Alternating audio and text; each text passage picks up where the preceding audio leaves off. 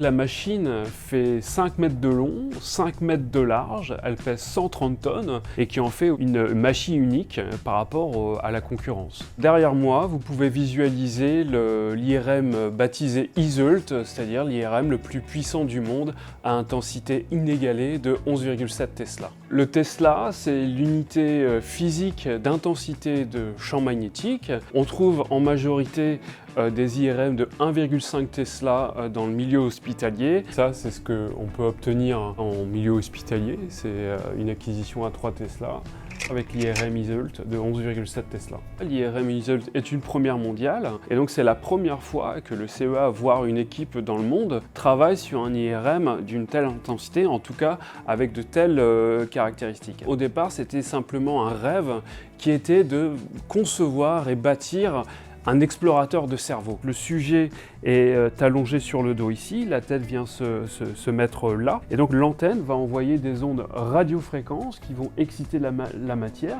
et ce même dispositif va pouvoir récupérer le signal émis par cette même matière qu'on va après analyser mathématiquement pour pouvoir reconstruire des images. On a une image qu'on appelle axiale, c'est-à-dire un cliché du cerveau d'un volontaire qui s'est prêté à nos expériences dans cette première étape, et ici donc la précision atteinte par cette image est de 200 microns dans le plan, 0,2 mm, c'est-à-dire à peu près 4 fois l'épaisseur d'un cheveu humain. Ici, il s'agissait vraiment d'une première exploration pour aller voir en fait le potentiel de la machine en regardant la résolution qu'on pouvait atteindre avec une qualité satisfaisante. Il s'agit de recherche fondamentale. D'aller explorer en allant sonder, en allant observer le cerveau vraiment à une échelle de plus en plus fine pour pouvoir justement espérer mieux comprendre des maladies neurodégénératives comme Alzheimer, la maladie de Parkinson ou encore la sclérose en plaques, investiguer les maladies psychiatriques telles que le trouble bipolaire, la schizophrénie ou la dépression. À moyen terme, une fois qu'on a ces données, en fait, on s'associe à des docteurs, à des médecins,